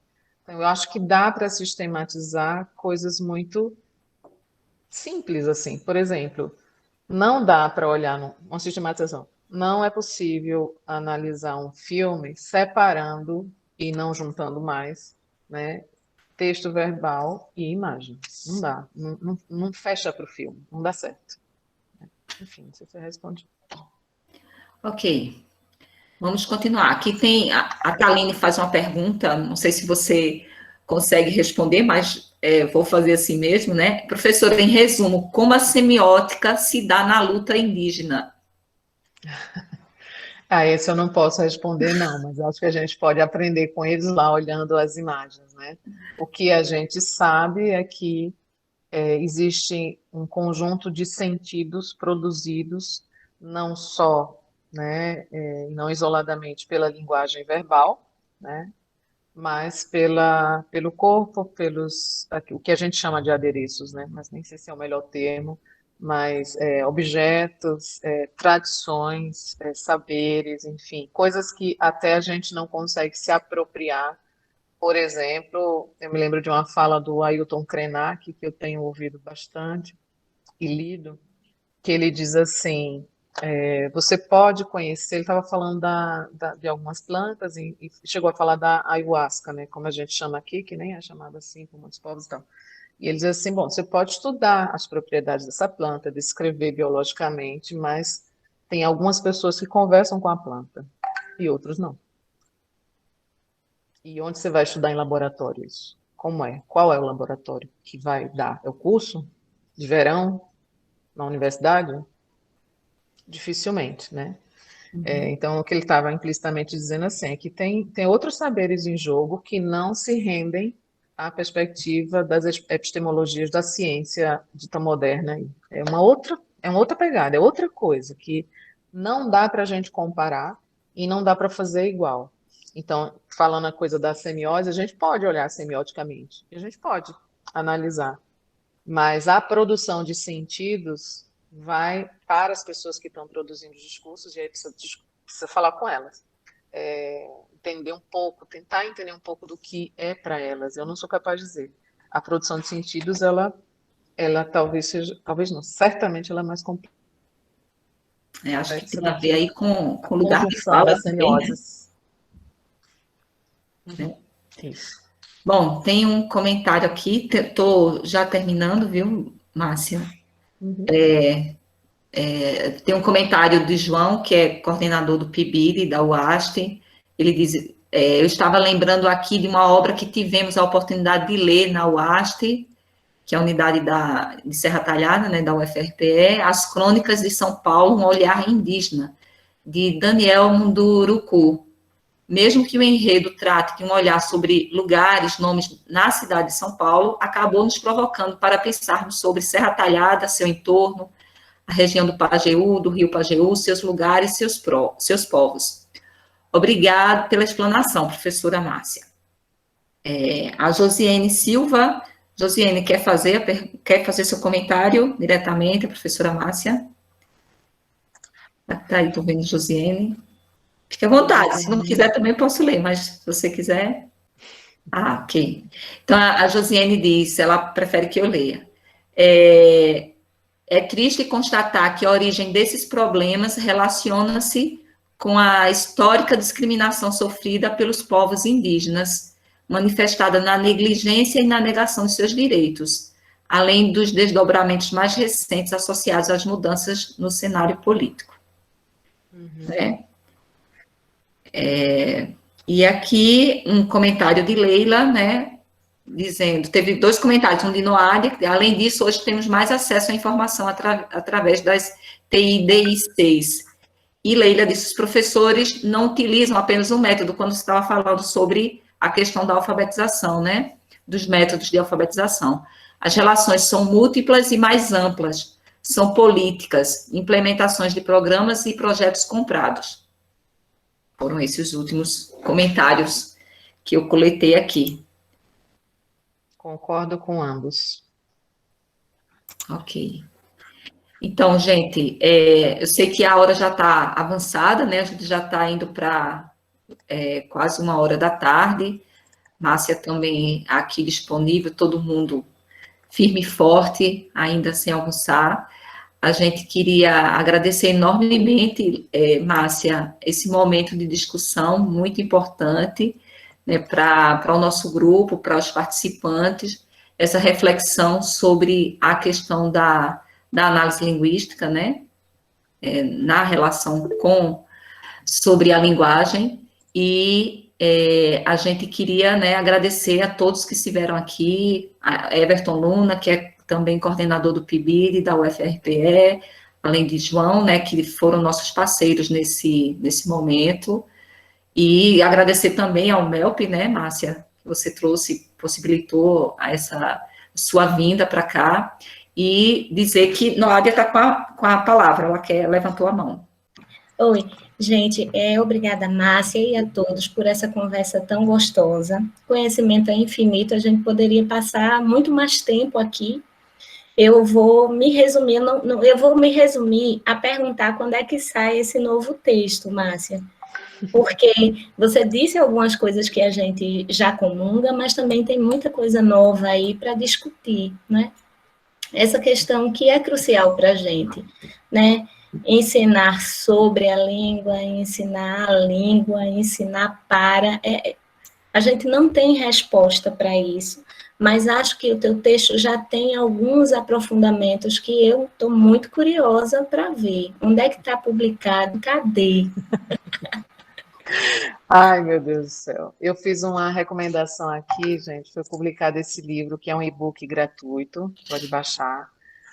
Tem um artigo meu lá, que fala um pouco sobre modalização e referenciação, esses dois fenômenos. Eu acho que tem um trio de ouro no trabalho com análise linguística, que são, acho, variação linguística, modalização e referenciação. Isso é a base quase de tudo que você vai trabalhar com a questão discursiva e textual.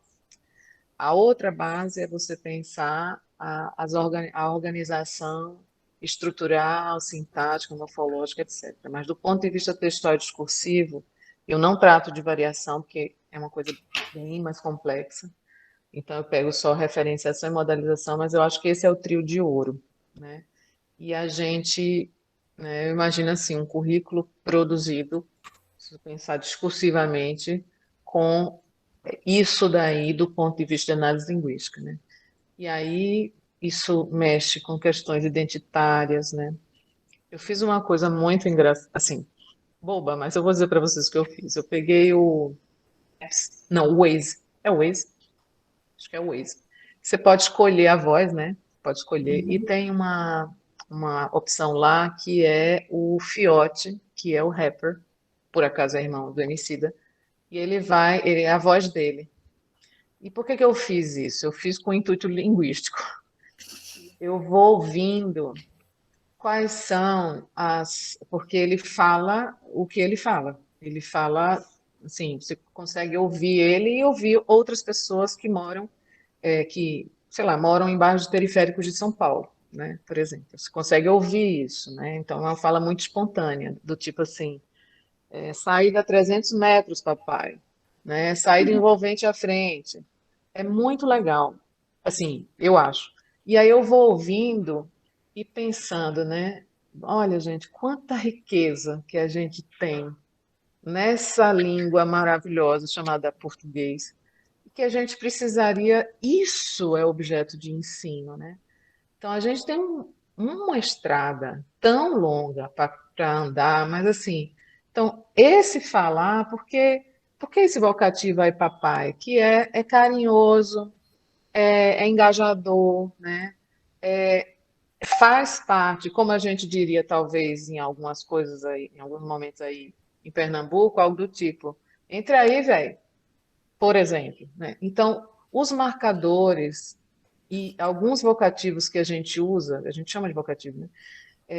Alguns vocativos que a gente usa, eles vão variando. E isso tem um sentido, isso é a pessoa falando, porque aí eu consigo ouvir Fiote do meu lado no carro, entendeu? E ele e outras pessoas que falam tal como ele, né? Entrei ontem no mapa de sotaques do Nexo. Se alguém assina o Nexo, o jornal, existe um mapa de sotaques muito legal, que eu já pensei em fazer, vou dar de graça aqui a sugestão, tá, gente? Fazer com uma atividade de graduação, você contribuir para o mapa, porque você pode gravar. Você pode gravar frases, palavras, por exemplo, você disser assim, eu quero fazer um mapa, e você bota lá, Serra Talhada.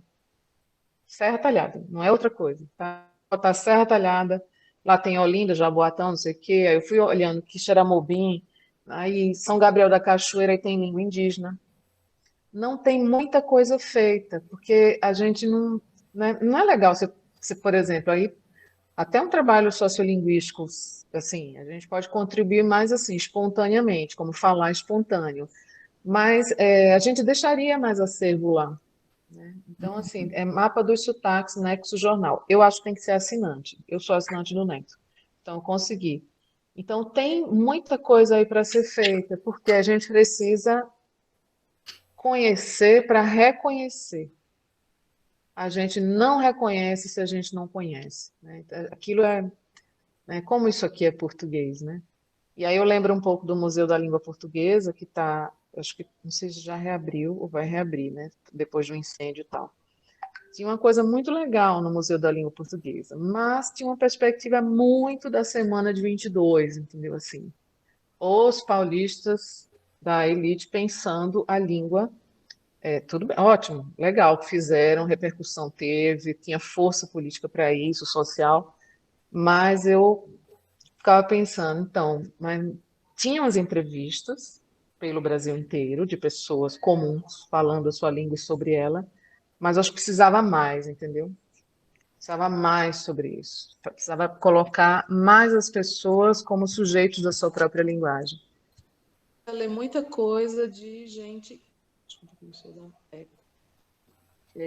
de gente que estava, que escreve de outro jeito, que não a norma de prestígio urbano, né? Eu comprei um livro de crônicas da Marinette, a mãe do Emicida, acho que é Marinette. Comecei a ler umas coisas, é muito legal. As metáforas populares que eu amo, né? Do tipo, como elas são ricas, né? Como elas são expressivas, como elas dizem as coisas que precisam ser ditas, né? Que são, né? Nossa, a gente fica aqui procurando metáfora só, né? Na grande literatura, a gente tem assim uma bacia de metáfora. Vou começar com "Tô morta de fome", vocês também estão. Tô brincando. Mas, enfim, tem metáforas mais bem elaboradas que isso. Mas, enfim, é tanta coisa, Noad. Então, assim, acho que precisava escrever mais, mas eu sou ainda continuo sendo muito crica comigo mesma, muito caxias, de soltar essa mão. Tipo assim, escrever, pronto. Vou virar blogueira. Aí eu faço uns 2 parágrafos, assim, 3, e vou só jogando. Um dia eu junto e dou uma cara acadêmica, que é outra coisa que eu tenho tentado fazer outras coisas fora da forma acadêmica. Para ser mais feliz também. Fazer outras coisas. Por isso que a gente fez um manifesto lá, porque não era acadêmico, era para... Enfim, depois eu mando para vocês o textinho que ficou no final. Ô, Márcia, sabe, essa semana mesmo eu estava pensando sobre isso, né? Se nós, professores, né, pesquisadores, partíssemos para os blogs ou canais de YouTube, né, para falar sobre linguagem, acho que daria muita popularidade também eu não faria isso, eu não tenho cara para fazer, eu acho que até hoje eu não... Talvez Clécio já começasse. Aí, olha, Clécio chegou, estava em aula, acabou de chegar. O professor Clécio acaba de chegar, integrante do NOPED. Estava doente, porque não podia estar aqui antes. Estava aqui no WhatsApp dizendo, eu quero assistir. Chegou bala. Mas eu acho que... Bala, né? Vale. E aí, Clécio, quer dizer alguma coisa? Não, vamos lá.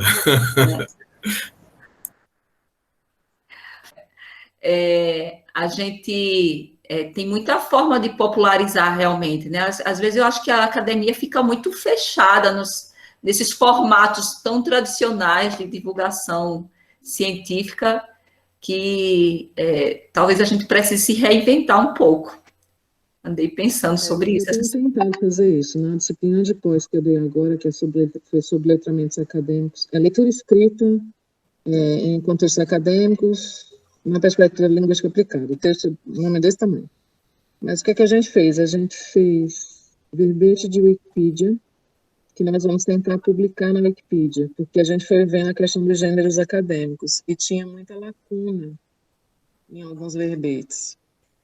Só que é complicado, viu, publicar em Wikipedia. Você não pode propor um verbete novo, você só pode editar. Tem uma série de coisas que a gente foi aprendendo de Wikipedia. Mas a gente fez também um outro trabalho que foi um conteúdo de Instagram, que vai sair sobre gêneros acadêmicos. Então, a gente fez num formato de postagem de Instagram. Só que a gente vai também fazer num tempo de Instagram, que eu não sei direito, mas estou aprendendo com meus alunos, porque tudo eu vou aprendendo. Eu vou tentando, né, aprender. Que você tem que ter uma sequência, para manter engajamento não pode ser esporádico, então você tem que fazer um planejamento de postagens para que aquilo renda, entendeu? O engajamento, e depois você vem uma outra. Então você tem que ter, por exemplo, você tem que planejar um mês para ir soltando depois. Então essa coisa de que é tudo espontâneo é médio. O espontâneo você bota no meio para gerar mais engajamento, mas não tem espontaneidade, né? E aí o Instagram tem coisa do tipo, que isso a gente tem que aprender também, se quiser usar, né? Que o Instagram quer saber da sua vida, né? Primeiro da sua vida, depois o que você pensa. Então você muitas vezes tem que falar da vida para dizer o que pensa, do tipo, vocês gostam desse fone, sei lá, desse fone aqui de ouvido? Não sei o que lá, não sei o que lá. Falando nisso, aí você diz o que quer dizer. Então, tem muita estratégia, é uma mídia social com muitas especificidades, né? E não quer dizer que a gente precise virar youtuber, nem instagramer, mas a gente precisa se apropriar mais das redes sociais e usar a nosso favor, porque usando contra já tem bastante gente bem competente fazendo. Enfim, mas é muita coisa para fazer. Então, se fizer um pouco por aí e tal. É verdade. Angela, acho que podemos passar para o seu Gustavo, né? Ele vai fazer o encerramento. Gustavo vai fazer o encerramento, Leila? Não estou lembrada aqui. Sou eu. É Gustavo. Ok, vamos lá. Então, mais uma vez, né, o NUPED agradece, né, a brilhante fala da professora Márcia Mendonça, né, nesse final de manhã, início de tarde, né, uma fala sempre muito relevante, pertinente, necessária e urgente, né, e hoje foi uma fala mais que especial, né, como os relatos aí do chat puderam evidenciar.